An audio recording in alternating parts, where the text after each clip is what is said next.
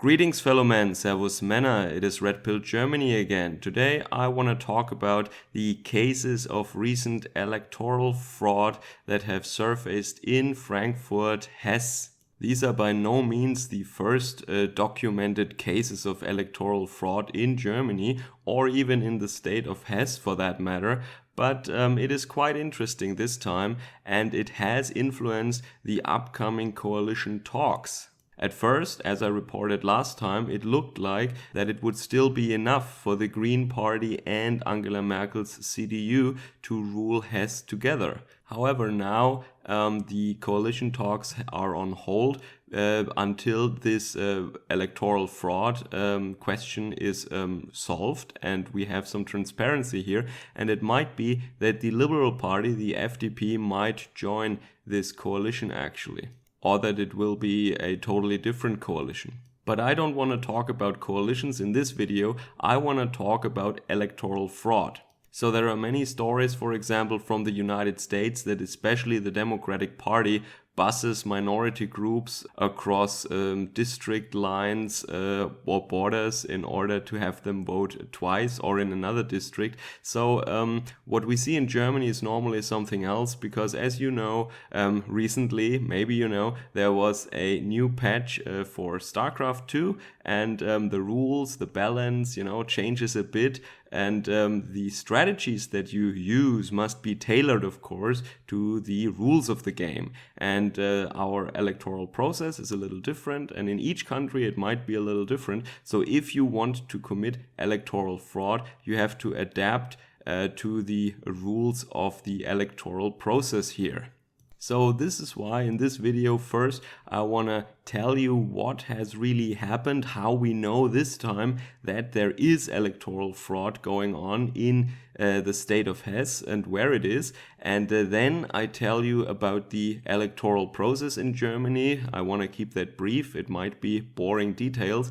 And then in the end I want to tell you about the classical cases of electoral fraud that we have. And this is, of course, as I said before, this has something to do with the way that the process of the vote counting, for example, is organized here in Germany. Okay, let's jump right in. So what has happened? We have seen, for example, that there is statistical evidence that voter fraud was going on. For example, in the Frankfurt district Sachsenhausen, the AfD has only gotten 0.3% of the votes, whereas during the last election it was around 4%, and in all the neighboring districts this time it was between 4 and 10%. So this is statistically speaking absolutely impossible. I mean, yes, there is a finite probability that this happens, but for practical purposes we can say the probability of that being true is precisely 0. So there is no way that the AfD actually got no votes there. It's like on one side of the street, tens or hundreds of people vote for the AfD, and just on the other side of the street, no one does. That is absolutely impossible. And now the media said, of course, and also the public officers who are monitoring and facilitating the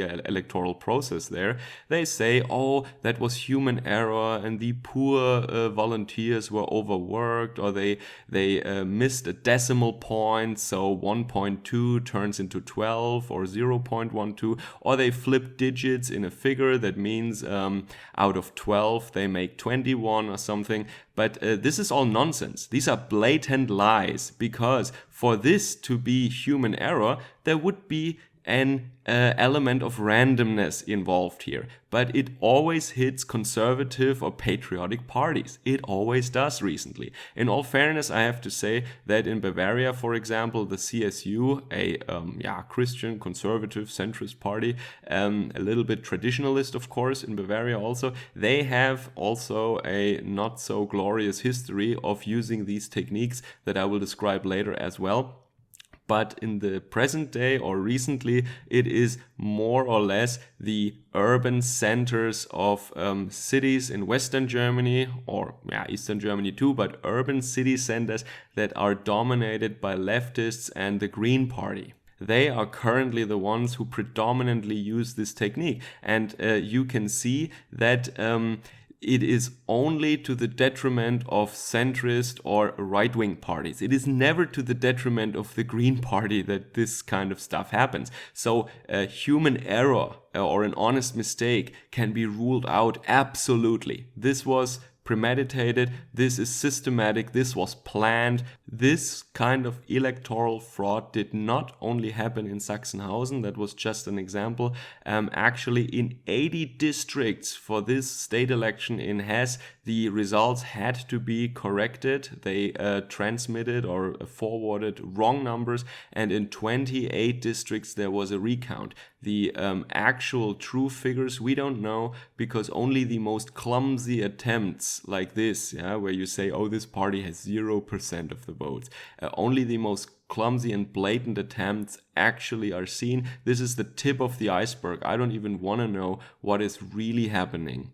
So now to the voting process. Normally it is like that. In the morning, the voting booth opens. It's normally in a school or like a firefighter's office or some public building normally that has the capacity. And there are volunteers being present there. So first of all, you walk in, you show them your voting registration card and some picture ID. Then you get the ballot and you go into some sort of a cubicle so that no one sees what you're doing there. You unfold the ballot, and in the cubicle there is a normally blue pencil or something. At least in my state it is like that. And then for each party or person that you want to vote for, normally the first vote is for a candidate and the second vote is for a party.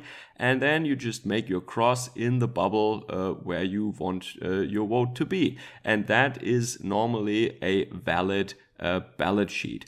And then you go out of the cubicle, you put that into the ballot box, and you leave again. So then at normally 6 p.m., the voting booth closes and the lead seal is broken on the ballot box, and now all these votes can be counted. Now, there are several stacks, and every one of the volunteers just grabs a bunch of votes, and now for every party and every candidate, the votes are counted on stacks. And this is something that's not very complicated. I was doing that once too. I think a primary school kid, so a little boy, let's say, could do that without any error whatsoever. It's not a complicated process. It can be done by anybody who is not mentally retarded very fast and very efficiently.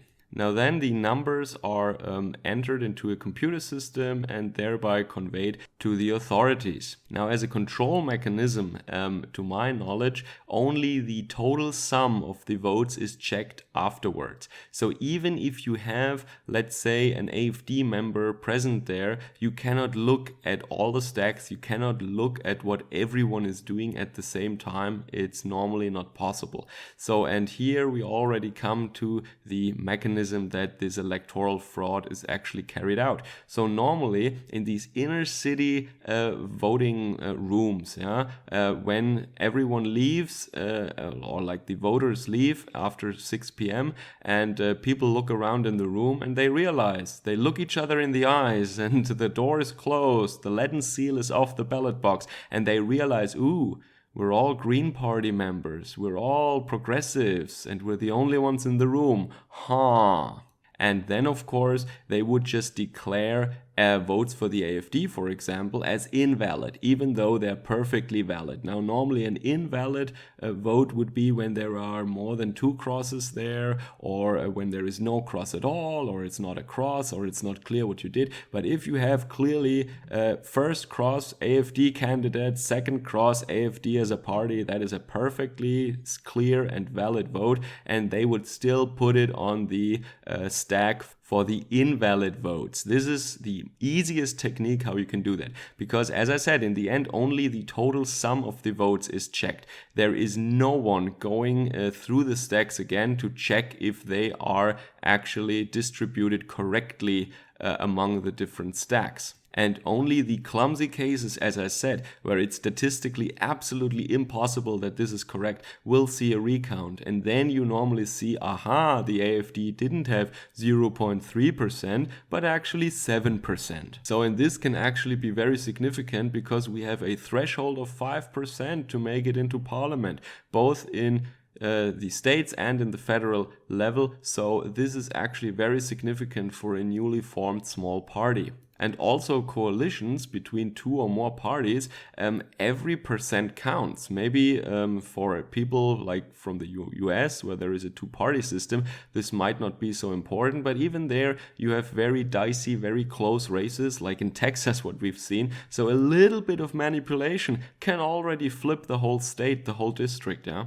But there have been other techniques. For example, we also have a way of voting by mail. So let's say you are on a business trip, let's say you're on vacation on voting day. So there you can register to actually vote by mail. And there were cases where a person went normally to the election, and that person was told by the people there that they have already voted. They voted by mail already, so they're not allowed to vote in person again. And that person said, wait a second, I never applied for this mail vote. I never did that. I'm here, so please, can I vote, please? And then afterwards, this mail ballot was found that was sent in by mail, and the signature was not the signature of that person. So apparently there is some fraud going on here, and it's actually a gambit that the person that they steal this mail voting registration card from would not go to the election, because then no one will ever be able to tell. There were also cases where people were appearing at the wrong voting district. So everybody is told in their registration information letter that they receive where they have to vote. And people just appeared at several of these voting centers. And maybe if they know the person who organized this, they let them vote there. You know, if they just appear in the right room and their buddy actually organized that for them, they let them vote several times in a certain city. So they just go from area to area, from neighborhood to neighborhood, and they vote several times because there is a local network of people there who already arranged that for them, yeah? So these are the classical cases that I came across. The sources are, of course, down below. You can read them for yourself. So to sum up, there are numerous and repeated cases of electoral fraud in the state of Hesse, especially in urban centers such as Darmstadt and Frankfurt. Inner city urban neighborhoods are dominated by progressives, leftists, and especially by the Green Party, and they feel entitled to do this. They think that they're on the right side of history, and by committing this kind of fraud, they are doing something good for the people here. But in fact, all they do is they destroy the trust of the people in the democratic process. And this is actually very bad, in my opinion. Because what am I supposed to tell people now? I mean, I consider myself like something of a moderate right-winger. You know, I still want to succeed using democratic means in an orderly, non-violent, legal fashion. What am I supposed to tell right-wingers now who say, oh, democracy is clearly not working? What can I tell them, you know? I would like to tell them that it's working, and I hope that it will work better, and we will see. I want to see actually some heads rolling here. I want to see the public officers and the people involved there in these neighborhoods, in these districts where there was actual fraud going on, that they would be fined, that they go to prison, that they lose their jobs. Something. Give us something. This is a serious offense. This is no laughing matter. At this point in time where everything is becoming more polarized in Germany, more radicalized also on both sides, I might say, more so on the left-wing side, as everyone knows. But at this point in time, it is very, very bad if we have news like that. And this is also why I had to dig really deep for these articles, because it is not appearing at the first page of the newspapers as you can imagine. They want to bury this as low as possible while still somewhat reporting on it so that no one can say that they're sweeping it under the rug. This is kind of their new strategy. I think this is really important news. This is why I focus on this right now. Other people report on different things. I think this electoral fraud is really one of the top stories, I think, that recently surfaced from Germany. And a infamous person once said, it doesn't matter how the people vote, it matters who counts the votes. And apparently the people right now in 2018 who still like this very, very infamous person, they do exactly that. Surprise, surprise. So it shows you once again that leftists, progressives, and the Green Party are absolutely undemocratic. They have nothing but hatred and contempt for the people, for the electorate, for the democratic process. And this is just one example that shows that very, very nicely, I think. Enjoy the rest of your weekend. Servus, Kameraden.